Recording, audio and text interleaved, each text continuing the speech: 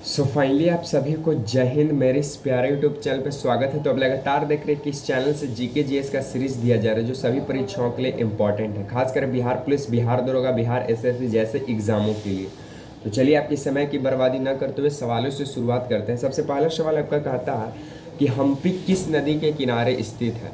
तो जो हम्पी है, ये हम्पी एक जिला का नाम है। ये हम्पी जो है कर्नाटक राज्य के अंदर पड़ता है और जो हम्पी है ये तुंगभद्रा नदी के किनारे स्थित है। कौन सी नदी के किनारे स्थित है? तुंगभद्रा नदी के किनारे स्थित है। उसके बाद जो अमीर खुसरो है, अमीर खुसरो का गुरु का नाम क्या था?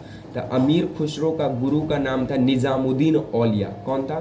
तो अमीर खुसरो का गुरु का नाम निजामुद्दीन औलिया था। और अमीर खुसरो को तूतीय हिंद या हिंद का तोता या फिर भारत का तोता कहा जाता था। इसे सितार का जनक और तबला का जनक भी माना जाता है अमीर खुसरो को। उसके बाद दिल्ली सल्तनत में दीवान अर्ज विभाग की स्थापना किसने की? तो सबसे पहले ये समझिए दीवान का मतलब क्या होता है। दीवान का मतलब होता है विभाग। दीवान का मतलब विभाग। तो दिल्ली सल्तनत में दीवान ए अर्ज विभाग की स्थापना किसने किया? तो दिल्ली सल्तनत में दीवान ए अर्ज विभाग की स्थापना बलबन ने किया। कौन किया? बलबन।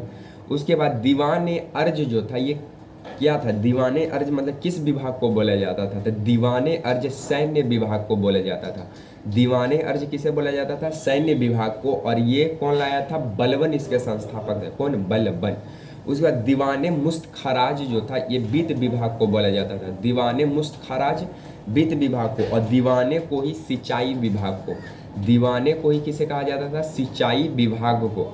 उसके बाद उसके बाद फिर बोलेगा दीवाने बंदगान क्या था? तो दीवाने बंदगान जो था ये दास विभाग था।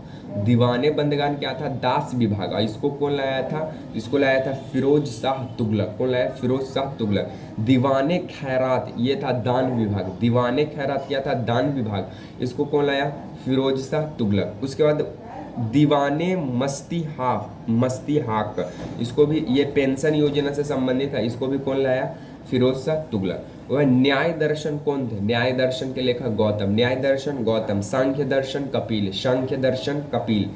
पूर्वी मीमांसा जैमिनी। पूर्वी मीमांसा जैमिनी। पूर्वी मीमांसा जैमिनी। उत्तरी मीमांसा बद्रायन। उत्तरी मीमांसा बद्रायन। उत्तरी मीमांसा बद्रायन।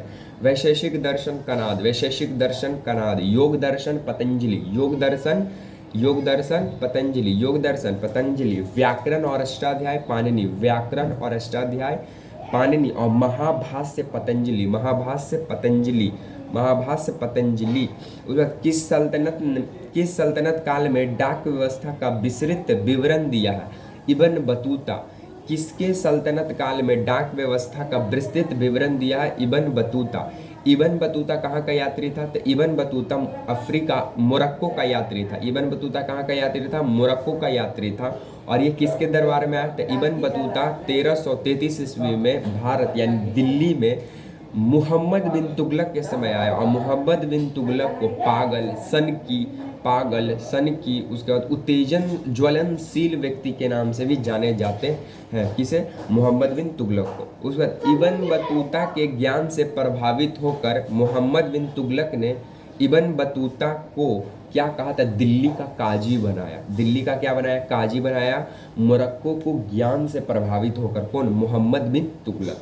उसके बाद मोहम्मद बिन तुगलक जो था गयासुद्दीन तुगलक के बाद गद्दी पर बैठा था। तो पूछा गयासुद्दीन तुगलक के बाद दिल्ली सल्तनत पर कौन राजा बैठा? तब मोहम्मद बिन तुगलक। इसे ज्वलनशील व्यक्ति, उत्तेजनाशील व्यक्ति, पागल व्यक्ति, सनकी व्यक्ति के नाम से भी हम लोग जानते हैं।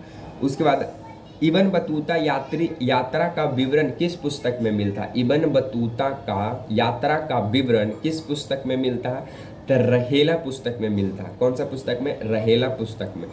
उसके बाद फिर पूछेगा बताइए इंडिका के लेखक कौन है? तो इंडिका के लेखक मेगास्थनीज है।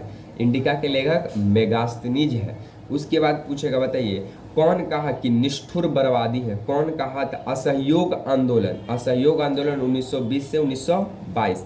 तो असहयोग आंदोलन के दौरान विदेशी वस्त्रों को जलाए जाने पर महात्मा गांधी को कौन कहा कि यह निष्ठुर बर्बादी है? तो रविंद्रनाथ टैगोर कहते। कौन कहते हैं? रविंद्रनाथ टैगोर। और रविंद्रनाथ टैगोर को गुरुदेव की उपाधि कौन दिए थे? तब महात्मा गांधी दिए थे।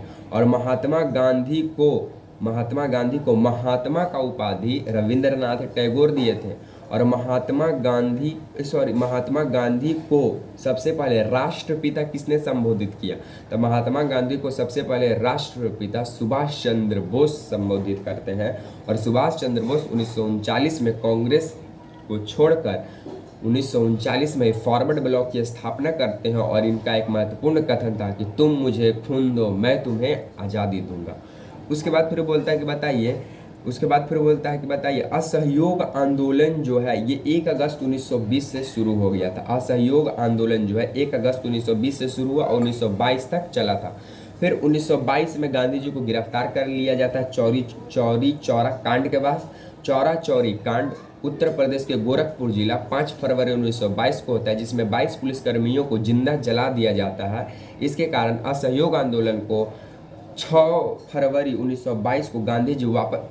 1922 को वापस ले लेते हैं और गांधी जी को गिरफ्तार कर लिया जाता है। फिर इनकी तबीयत ठीक अस्वस्थ होने की वजह से 1924 में इन्हें पुनः वापस जेल से छोड़ दिया जाता है। और 1924 में आने के बाद बेलगांव अधिवेशन कर्नाटक के अंदर कांग्रेस का पहला अधिवेशन करते हैं गांधी जी। उसके बाद फिर पूछता है बताइए स्वतंत्र बंगाल की स्थापना कौन किया था? स्वतंत्र बंगाल की स्थापना मुर्शिद कुली खां किया, मुर्शिद कुली खां। और स्वतंत्र अवध की स्थापना किसने किया? शहादत खां। स्वतंत्र अवध की स्थापना किसने किया? शहादत खां। उसके बाद स्वतंत्र कर्नाटक की स्थापना कौन किया? सादुतुल्ला खां, सादुतुल्ला खां। उसके बाद स्वतंत्र मैसूर की स्थापना कौन किया? हैदर अली। और हैदर अली का बेटा का नाम था टीपू सुल्तान। हैदर अली का बेटा का नाम टीपू सुल्तान जो मैसूर का शासक था। उसके बाद स्वतंत्र भरतपुर की स्थापना चूड़ामन एवं वदन सिंह ने किया। सबसे अधिक निर्णायक युद्ध जिसने अंग्रेजों के भारत में प्रभुत्व को स्थापित किया वो था बक्सर का युद्ध 22 अक्टूबर 1764 में। बक्सर का युद्ध 22 अक्टूबर 1764 में। और त्रिकूट सेना और वर्सेस कौन? हेक्टर मुनरो जो अंग्रेजी सेना का नेतृत्व कर रहा था। प्लासी का युद्ध 23 जून 1757 को होता है। और बंगाल का नवाब सिराजुद्दौला और वर्सेस रॉबर्ट क्लाइव में। सिराजुद्दौला का सेनापति का नाम था मीर जाफर जो धोखा दे देता है और सिराजुद्दौला के साथ रॉबर्ट क्लाइव के साथ मिल जाता है। और इसे जो मीर जाफर था इसे सिराजुद्दौला का ये हेक्टर मुनरो सिराजुद्दौला का गद्दार कहा गया, गद्दार। उसके बाद बक्सर के युद्ध में मुगल शासक शाह आलम द्वितीय, अवध का शासक सिज्जा-उद-दौला और बंगाल का nawab Mir Qasim versus Hector Munro जो ईस्ट इंडिया कंपनी के तरफ से थे। और हेक्टर मुनरो की जीत होती है। और एक साल बाद 1765 में इलाहाबाद की संधि होती है। तो पूछेगा इलाहाबाद का संधि 1765 में। वांडीवास का युद्ध 1760 में अंग्रेजों और फ्रांसीसी के बीच हुआ जिसमें फ्रांस की हार होती है। तो पूछेगा बताइए वांडीवास के युद्ध कब होता है? तो 1760 में। किसका हार होता है? तो फ्रांस का हार होता है। जीत किसका होता है? तो अंग्रेजी सेना का। उसके बाद अशोक के अभिलेख को सर्वप्रथम किसने पढ़ा था? अशोक के अभिलेख को सर्वप्रथम जेम्स प्रिंस से पढ़ा 1837 में। अशोक के अभिलेखों को सबसे पहले जेम्स प्रिंस से पढ़ते हैं 1837 में। और अशोक के अभिलेखों का खोज सबसे पहले टीफ पैंथलर करते हैं 1750 में। टीफ पैंथलर करते हैं 1750 में। तो अगर आप पहली बार इस मेरे प्यारे यूट्यूब चैनल पे विजिट करते हैं तो लाइक शेयर एंड सब्सक्राइब करना नहीं भूलिएगा। इसी तरह के सीरीज के साथ आपसे मिलेंगे नेक्स्ट वीडियो में। तब तक के लिए आप सभी को जय हिंद।